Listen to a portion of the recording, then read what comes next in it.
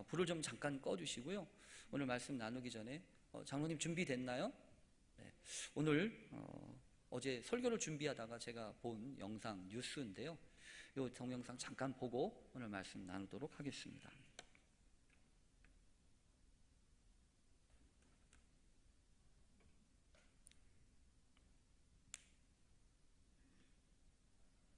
불을 좀 꺼주세요. 나무 줄기의 길이는 무려 40m. 거대한 비닐하우스를 가득 채운 무성한 포도줄기를 따라가면 단 한 그루의 나무로 이어집니다. 14년 전 심은 이 포도나무 한 그루에만 4,500송이가 달렸습니다. 일반적인 포도나무보다 100배나 많은 송이가 맺힌 겁니다. 한 1m 떨어져서 물을 줘요. 또 시들거리면 더 멀리 물을 주고 해서 이 나무가 갖고 있는 유전 능력을, 뿌리가 나와서 너희들이 물을 먹어라, 내가 갖다 주지 않겠다, 어려서부터 그렇게 교육을 시켜가지고. 세계적으로도 유례가 없는 나무의 비결은 친환경 유기농법에 있습니다. 이 농가만의 특제 비료에는 두부 비지와 대나무, 참나무 톱밥이 들어갑니다. 천연 재료를 넣어 정성껏 만든 비료는 면역력을 강하게 만들었고, 농약 한번 치지 않은 철저한 토양 관리로 포도나무에는 생기가 넘칩니다. 직접 만든 통풍장치로 24시간 쾌적한 환경까지 만들어주면서 유난히 더웠던 올여름도 거뜬히 넘겼습니다. 이렇게 한 그루에서 4,500송이가 달리게 되는 그 기본 바탕에는 토양부터 살리는 친환경의 어떤 원칙들을 고수했기 때문에, 이 농장이 보유한 20여 그루의 포도나무는 모두 1,000송이가 넘는 포도가 달려 있습니다. 자식을 대하듯 나무를 존중하는 농가의 노력이 기적 같은 광경을 만들어내고 있습니다. MBC 뉴스 박연선입니다. 예, 불을 좀 켜주십시오. 전북 고창의 한 농장에서 포도나무 한 이제 그루에 고창은 무려 좀 꺼주세요. 4,500송이의 포도. 네, 우리 장로님이 혼자 하시느라고 여러 가지 애쓰셔요. 여러분들 가운데 혹시 도와주실 분이 계시면 예배실 섬기는 우리 방송실을 좀 기회 되시면 좀 돌봐주시면 좋겠습니다. 오늘 말씀드리고 또 먼저 보게 된 이 동영상은 뉴스에서 나온 동영상입니다. 근데 사실 올해만 뉴스에 나온 게 아니고요. 16년도, 17년도 이렇게 계속해서 뉴스에 나왔던 동영상입니다. 똑같은 나무죠. 2012년부터 주목받기 시작을 했어요. 왜냐하면 한 그루에서 2,000송이가 맺히는 거예요. 그리고 2015년에는 3,000송이가 맺히고 2017년 작년도에는 4,000송이가 맺혀요. 그리고 올해는 4,500송이 정도가 맺혔대요. 제가 보면서 야, 어떻게 농사를 저렇게 짓나? 아니 여러분, 나무가 여러 개면 이해가 돼요. 나무가 여러 개가 아니잖아요. 그냥 달랑 한 그루예요. 한 그루. 포도나무 달랑 한 그루에서 이 길이가요 40m 됩니다. 그리고 제곱미터로 하면 이 나무를 다 이렇게 쭉 펼치고 있는 제곱미터는 1,000제곱미터 이상을 이 나무 한 그루가 쫙 이렇게 펼치고 있는 거예요. 그래서 거기에 맺혀진 게 4,500송이랍니다. 보통 일반적인 나무는 보통 나무에 맺혀지는 송이가 한 50송이 정도 된대요. 그러니까 말 그대로 100배인 거죠. 100배. 100배요. 500송이도 아니고 4,500송이라니까. 제가 저거를 보면서 하나님, 나무 한 그루에서도 저렇게 열매를 맺힌다는데, 요즘에 저희가 공부하는 그 하나님을 경험하는 삶에 보면 우리가 이번 주에 공부했던 말씀 암송 요절이 그거거든요. 나는 포도나무여 너희는 가지니 저가 내 안에 내가 저 안에 있으면 열매를 많이 맺나니 너희가 나를 떠나서는 아무것도 할 수 없느니라. 그 말씀이 퍼뜩 떠오르는 거 있죠. 저 나무가 14년 됐대요. 14년 된 나무인데 저렇게 막 크고 있는 거야. 야, 참 어떻게 저렇게 키웠길래. 그 농부 있잖아요. 그 농부 아저씨가 이렇게 저렇게 하는 얘기를 보면 전지하는 것도 그렇고요. 여러분, 포도나무가 작년에 남은 가지에서 또 나는 게 아니잖아요. 전지하고 그거는 못 쓰고 새로 난 가지에서 나는 거 아니에요? 참 저걸 보면서 여러 가지, 그리고 더군다나 어떻게 키웠길래 이 면역력을 키워가지고 그 농약 하나 안 주고 저렇게 키우냔 말이에요. 저 영상을 우리 부장님한테 어떤 분한테 보여주었더니, 목사님, 우리 교회 아이들도 저렇게 키워야 될 텐데요. 우리 교회도 저런 역사가 있어야 될 텐데요. 하나님, 그런 역사가 일어나게 해주십시오. 또 오늘 예배하는 여러분들의 가정과 여러분의 삶의 자리에도 100배로 거두게 되는 그런 은혜가 있게 되기를 간절히 축원합니다. 우리 교회도 그럴 수 있으면 좋겠어요. 하나님의 은혜가, 하나님의 역사가. 그래서 나 한 사람 바로 서면, 뭐 여러 사람 필요 없어요. 그냥 나 한 사람 바로 서면 100배로 맺으면 되잖아요. 100배로. 너부터 잘해 라고 하는 말이 제 마음 가운데 있는데, 하나님 그런 은혜를 주세요. 제가 기도하게 됩니다. 지난 월요일부터 수요일까지 저희 교회에서 선교대회가 있었습니다. 아직 저쪽에 있는 걸 걷지 않았어요. 왜냐하면 한 번 더 기억하시라고요. 교회에서 올해는 3명의 강사님을 모시고 이 선교대회를 진행하면서 선교와 관련된 중요한 말씀들을 깨달을 수 있는 시간이 있었습니다. 한편으로는 연속성이 없어서, 또 시간이 충분하지 않아서 어떤 깊이에 있어서는 조금 아쉬움이 있어요. 그러나 이 선교대회를 지내면서 저한테는 그런 중요한 생각을 많이 할 수 있었습니다. 어떤 거냐면, 이 마지막 시대를 살아가는 우리들이 어떤 선교적인 사명을 가지고 있어야 하는가. 마치 그 선교적인 사명을 감당하기 위해서는 어떻게 해야 되는가. 왜냐하면요, 요즘 아주 심각한 감소, 그리고 어떤 정체라고 하는 것을 경험하고 있는 이 한국 교회가 그 내적으로는요, 더군다나 이 바깥에 있는 세상의 그런 방식들이 막 들어와가지고 세속화라고 해요. 그런 세속화의 거센 파도 앞에서 무너지기도 하고, 또 맘모니즘이라고 하는 어떤 재물과 관련된, 사실은 이 자본주의 사회에서 이 돈의 위력을 여러 가지로 생각하게 되는 것 중에 한 가지가 교회도 그래요. 소위 신앙을 가지고 있는 사람들에게도 돈이 들어가면 신앙 다 팔아먹는 일들이 얼마나 많은지 알 수가 없지 않습니까? 더군다나 이런 상황 가운데서 교회가 적극적으로 선교하고 전도하고 해야 되는데, 마치 개토처럼 이렇게 막 문을 닫아 걸고 이러면서 세상 사람들과 함께 이렇게 점점 멀어지는 모습이, 그 강사님 중에 한 분이 그러시더라고요. 마치 꼭 오늘날의 한국교회 현실이 반세기 전의 서구교회 형편하고 똑같다 이거예요. 그러니 어떻게 해야 된다는 얘기입니까? 정신 차려야 된다는 거야.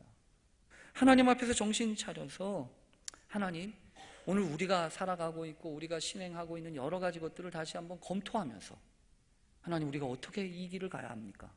어떻게 믿음으로 하나님 앞에 살아야 하는지 다시 한번 기도하게 됩니다. 여러분, 오늘 우리가 본 말씀은 예수님의 공생의 사역에 있어서 상당히 중요한 본문입니다. 왜냐하면 그동안 예수님이 하셨던 여러 가지 일들, 말씀을 가르치시고 또 아픈 사람들을 고치시고 제자들을 파송하시면서 여러 가지 하셨던 그 모든 사역들을 한번 점검해 보세요. 그러면서 남은 기간 동안에 내가 무엇을 해야 하는지, 어떤 데 집중해야 하는지를 이 오늘 사건, 이 본문을 기점으로 해서 새로운 사역의 방향을 결정하십니다. 그래서 오늘 이 본문 사건이 지나고 나면 예수님이 자신의 남은 시간들을 한 가지 방향으로 집중해서 그 자신의 사역을 이끌어 가십니다. 그래서 오늘 본문 마태복음 16장 21절에 보면 이런 말씀이 있어요. 마태복음 16장 21절, 오늘 본문 다음이죠. 거기 보면, 이때로부터 예수 그리스도께서 자기가 예루살렘에 올라가 장로들과 대제사장들과 서기관들에게 많은 고난을 받고 죽임을 당하고 제3일에 살아나야 할 것을 제자들에게 비로소 나타내시니. 쉽게 말하면요, 예수님이 그때부터 시작해서 이제 비로소 말씀을 하기 시작하셨다는 거예요. 어떤 거를? 십자가 사역을, 십자가에 대한 이야기를 이때로부터 이야기하기 시작하셨다는 얘기입니다. 그 전에는 그런 얘기 안 꺼내놓으셨다는 얘기예요. 그러니까 예수님이 이번 이 가이사랴 빌립보 이곳에서 무언가를 하시고 어떤 사건이 있으신 다음에 마음의 결심을 하고 이제부터 십자가 사역에 대한 이야기를 꺼내놓으시고 사람들에게 이야기하시기 시작하셨다는 겁니다. 도대체 어떤 사건이 있었을까요? 도대체 무슨 일이 있었을까요? 오늘 성경은 이렇게 시작합니다. 야, 사람들이 인자를 누구라고 하느냐? 질문을 하신다는 거예요. 질문을. 또 거기서 끝나지 않지요. 사람들이 예수님한테 그러잖아요. 사람들이요, 더러는 세례 요한이라고 하고, 더러는 엘리야라고도 하고, 더러는 선지자 중에 한 사람이라고도 합디다. 이렇게 제자들이 이야기하니까 그러냐? 그래서 끝이 아니라 예수님이 한 걸음 더 물으셔요. 뭐라고 물으시냐면, 그러면 사람들은 그만이고 너희는 나를 누구라고 하니? 너희는 나를 누구라고 하니? 이렇게 물으신다고요. 여러분, 오늘 말씀을 보면서 저는 다시 한번 어떤 생각을 하게 됐냐면, 질문이라고 하는 것이 중요하구나 라는 것을 생각하게 돼요. 아까도 제가 말씀드렸잖아요. 이 선교대회 하면서 아까 저런 동영상 보면서 마음속에 막 질문이 일어나더라는 거예요. 하나님 어떻게 해야 돼요? 하나님 어떻게 했길래 저런 역사가 일어나요? 또 앞으로 이런 변화되는 상황들 가운데 우리는 무엇을 해야 되나요? 이 질문을 한다는 거예요. 모르면 질문하죠. 근데 우리나라는 이 질문과 관련돼서 좋지 않은 기록들이 많이 있어요. 2010년도에 G20이라고 하는 세계 정상들을 모아놓고 회담을 합니다. 회담을 하고 난 다음에 이 회담한 결과를 가지고 이제 이 기자들한테 브리핑을 하는 시간을 갖습니다. 근데 그때 그 회장, 그거를 이끌었던 앞서서 이끌었던 리더 중에 한 사람이 누구냐면 미국 대통령이에요. 미국 대통령이 버락 오바마였습니다. 오씨죠, 오씨. 근데 오씨가 나와가지고 이제 사람들한테 기자회견을 해요. 기자회견을 하는데 이 미국 대통령은 기자회견을 그냥 이렇게 뭐 보고서 하지 않더라고요. 질문하고 받고 질문하고 답구를 해요. 그러니까 몇 가지 질문들이 막 왔다 갔다 하는데 아마 이 버락 오바마가 배려한답시고 우리나라가 지금 이 대한민국에서 한국에서 이 정상회담을 잘 진행을 했는데 한국 기자들이 질문을 못했네요. 이번에는 한국 기자들한테 질문권을 줍시다. 이래서 한국 기자들한테 질문을 하라고 그래요. 그런데 무슨 일이 있었냐면요. 질문을 안 해요. 한국 사람들이 질문을 못 해요. 한 30초 지나고 1분가량이 됐는데도 질문을 못 해요. 질문을. 그러니까 이상하잖아요. 그러니까 한 사람이 일어나서 내가 대신 질문하면 안 되겠냐고. 중국 사람이에요. 중국 기자가. 여러분 얼마나 낯뜨거운 일입니까? 질문을 하라고 하는데도 질문을 못 해요. 왜 그랬을까요, 여러분? 왜? 뭐 영어를 잘 못해서요? 통역이 있는데도? 나중에 다큐멘터리 하는 그 사람들이 그 광경을 고스란히 기자들한테 보여줍니다. 그랬더니 그 기자들 중에서 그런 얘기를 해요. 한국 사람들 진짜 질문 안 한다. 질문하는 것은 아마도 내가 부족하다고 하는 것을 남들 앞에서 드러내야 하는 건데 그거를 못 하는구나. 그리고 거의 그런 부담이 있는 것뿐만 아니라 내가 이런 질문을 하면 다른 기자들이 뭐 그따위 질문을 하냐고 그러면서 서로 비난하거나 비아냥하거든요. 그래서 못한다는 거야. 그래서 그런 이야기를 하는 걸 제가 봤어요. 야, 한국 사람들 이 질문이 없다. 대학 교수님들도 마찬가지예요. 우리 우장로님이나 제가 이현희 권사님한테도 좀 여쭤보고 싶은데 대학생들도 그렇게 질문을 안 한대요. 여러분 그런 것뿐만입니까? 교인들도 질문 안 해요. 우리 교회 교인들도. 왜냐하면 질문할 게 없어서 그런가요? 아니잖아요. 사실은 질문할 게 많이 있잖아요. 여러분 그런 생각 안 드십니까? 하나님 도대체 살아 계시는 거야? 하나님 내 기도를 좀 들으시는 거야? 하나님 살아 계시다면 도대체 왜 이런 일이 벌어지냐 이거야. 그런 마음이 여기까지 있잖아요. 근데 질문할 수 없는, 질문이 안 먹히는 그런 공동체가 되어가고 있는 건 아닌가요? 근데 오늘 본문을 보면서 야, 질문이 참 중요하구나라는 것을 새롭게 배운다는 겁니다. 그래서 이 정재승 씨가 12발자국이라는 마지막 요즘에 새로 나온 신간에 보면 이런 재미난 얘기가 있어요. 결핍에 대한 이야기를 하면서 우리나라 사람들은 참 안타깝대요. 뭐가 안타깝냐면 옛날에는 그렇지 않았는데 요즘에는 결핍을 모른대요. 결핍을 모른다는 게 무슨 말이냐면 요즘 아이들 키울 때 그렇게 키우지 않습니까? 수학에 대해서 관심을 갖기 이전에 숫자를 가리켜요. 책에 대해서 관심을 갖기 이전에 애들한테 글자를 가리킨다고요. 그래서 영어에 대해서 궁금해하기 전에 아이들을 영어학원에 보내고요. 그러다 보니까 어떤 일이 벌어지냐면 대학을 졸업하고 나서는 보통 대학교 졸업하고 나면 무슨 생각을 해야 합니까? 아, 내가 참 귀한 거 배웠어. 나 평생 동안 이렇게 공부해야지 라고 하는 생각을 해야 맞잖아요? 근데 대학교 졸업하면 다 이구동성으로 하는 말이 있어요. 내가 이따 이 공부를 다시 하나 봐라. 이러잖아요. 그런 사람들을 만들어내는 대학 교육이 되었잖아요. 그게 왜 그러냐는 거예요. 그 정재승 씨는요, 우리가 결핍을 경험하지 못하기 때문이래요. 그래서 우리 아이들에게 결핍을 허하라 이런 칼럼을 썼더라고요. 근데 저는 그거하고 비슷하게 뭐라고 하고 싶냐면 우리 교인들에게 질문할 권리를 주어라 이러고 싶어요. 여러분, 원죄에 대하여 여러 가지 각도에서 해석을 합니다. 우리가 하나님 앞에서, 여러분 사실 세상을 살다 보면 요즘에 제가 왜 그런지 계속 이 말을 해요. 하나님이 허락하신 게 있고요, 하나님이 허락하지 않으신 게 있어요. 우리 인생에는, 우리의 삶 가운데는. 그런데 잘 보면 하나님이 허락하시지 않은 거, 하나님이 잠깐 멈추라고 하신 것 속에는 다 하나님의 계획이 있어요. 그래서 우리가 뭘 해야 되는 거냐 하면 하나님한테 물어야 돼요. 하나님한테 질문해야 된다고요.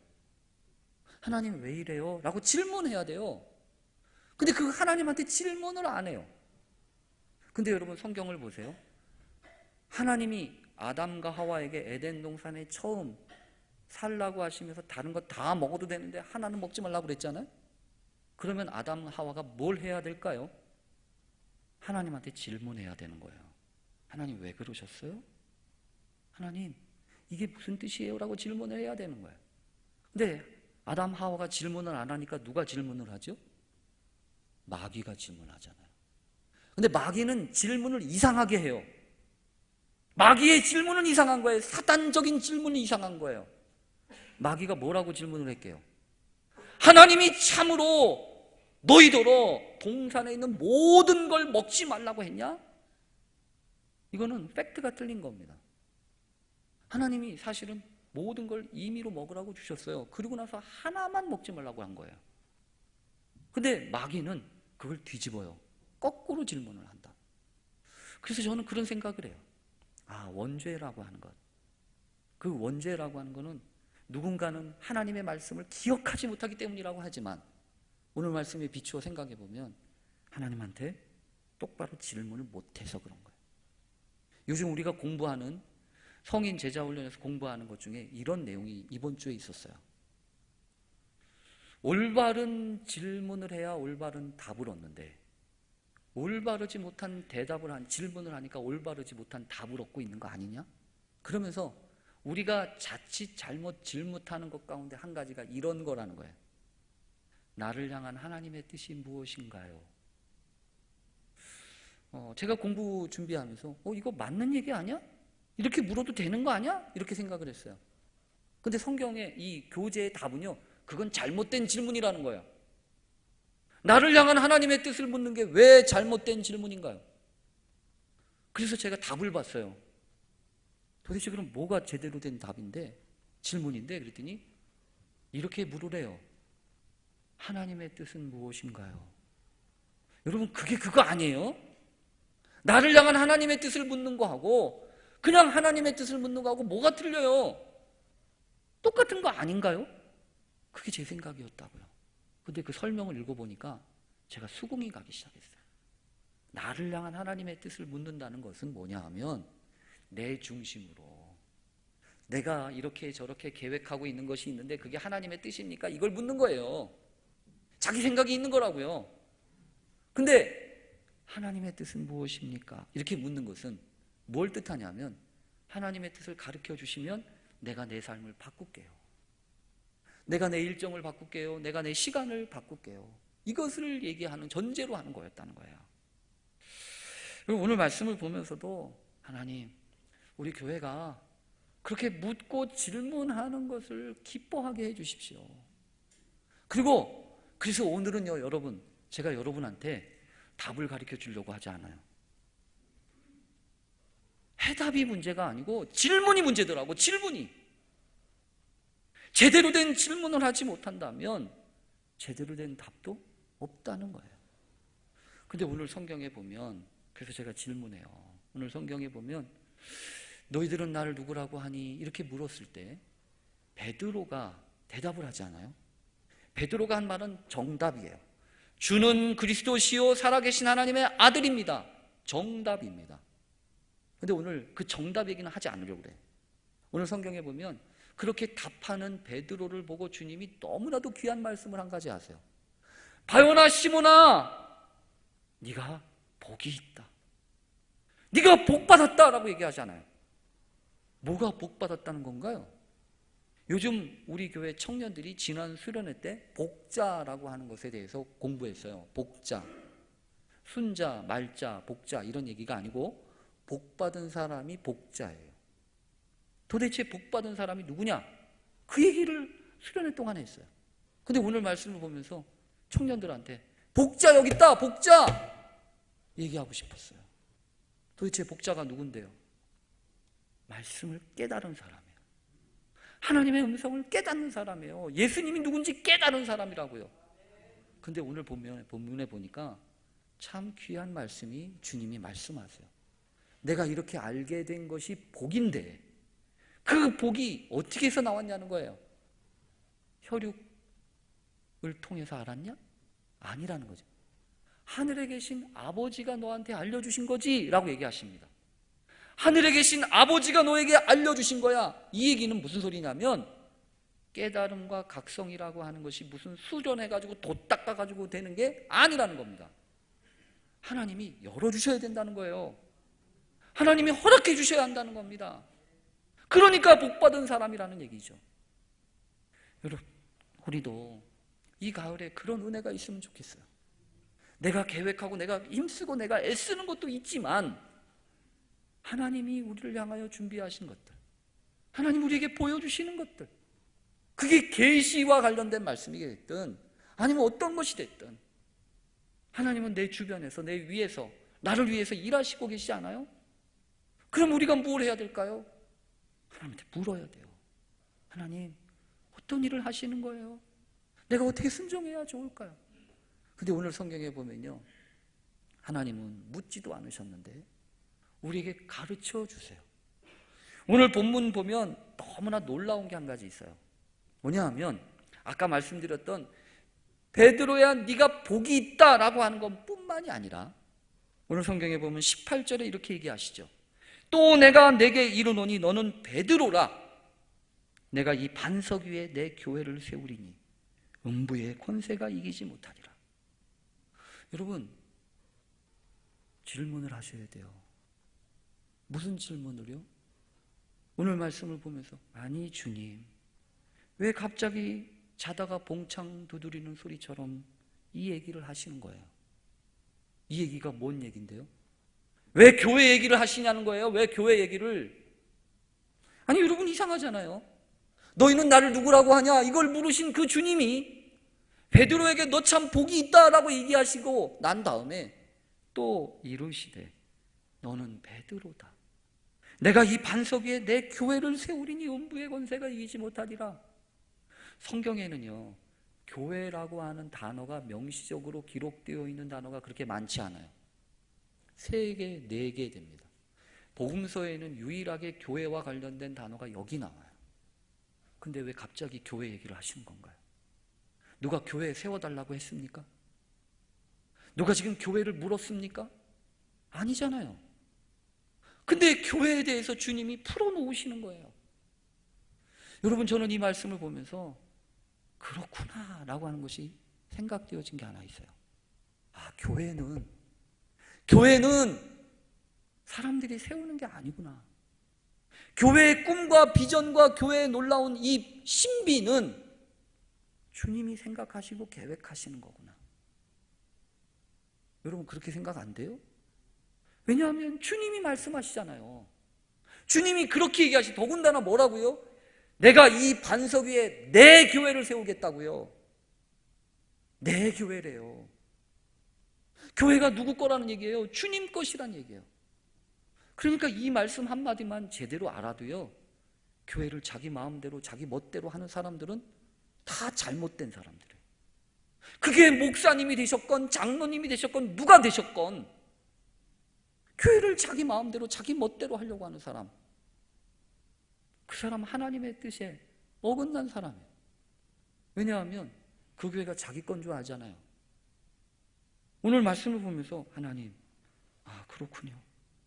다시 한번 깨달아요. 아, 교회는 주님의 것이거든요. 그리고 그 교회는 어디에 세워져요? 반석 위에 세워져요. 어저께 제 모교회가 유신교회인데 그 교회가 50주년이 됐어요. 그래서 홈커밍 데이를 한다고 그래서 제가 입이 대빨이나 나와가지고, 이 목사들은 토요일 날이 바빠, 정말 바쁜데 왜 오라고 그러냐. 그래도 갔어요. 보고 싶은 사람들도 있었고, 창립하셨던 목사님 가정이 미국에서 계신데 미국에서 오셨다는 얘기를 들으니까 그 사모님, 그 이정자 사모님이라고 정말로 헌신같이 헌신하시면서 우리를 키워주셨던 그분이 생각이 나서 보고 싶어서 갔어요. 가서 여러 가지 이제 잔치, 여러 가지 일들을 하면서 돌아오는데 마음이 허전하더라고요. 내가 왜 허전한가 생각해 봤어요. 그랬더니, 아, 교회 잔치, 교회 홈커밍 데이를 하는데 사람만 보고 온 것 같다. 그 교회는 누구 건데? 주님 건데. 주님의 계획과 비전이 있는 건데. 제가 그래서 그런 생각을 하게 됐어요. 아무리 교회를 와도요, 사람만 보고 가면 허전할 겁니다. 예수님을 만나셔야 돼요. 하나님을 만나셔야 돼요. 하나님이 어떤 계획을 가지고 계신지, 어떤 뜻을 품고 계신지. 그래서 모든 교회는 어디에 세워지냐면 혈연 관계, 이런저런 인간 관계 위에 세워지는 게 아니라 고백 위에 세워집니다. 믿음의 고백 위에. 베드로라고 하는 인간에게 세워지는 것이 아니라 베드로가 고백했던 그 믿음의 고백 위에 세워지는 것처럼. 그래서 우리가 물어야 합니다. 주님, 교회는 도대체 어떤 곳입니까? 내가 다니는 평동교회는 도대체 어떤 곳이고, 이 교회를 밑바탕에 두고 있는 그 고백은 도대체 무엇입니까? 여러분, 그 물으셔야 돼요. 그리고 하나님 앞에 대답하셔야 된다. 그런가 하면 오늘 성경에 위로가 되는 한마디 말씀이 있어요. 음부의 권세가 이기지 못하리라. 내가 이 반석에 내 교회를 세우리니, 세웠다가 아니에요. 아직도 주님의 교회는 세워지고 있어요. 아직도 주님의 교회는 완전하지 않다고요. 더군다나 그 교회는 안전한 곳에 있지 않아요.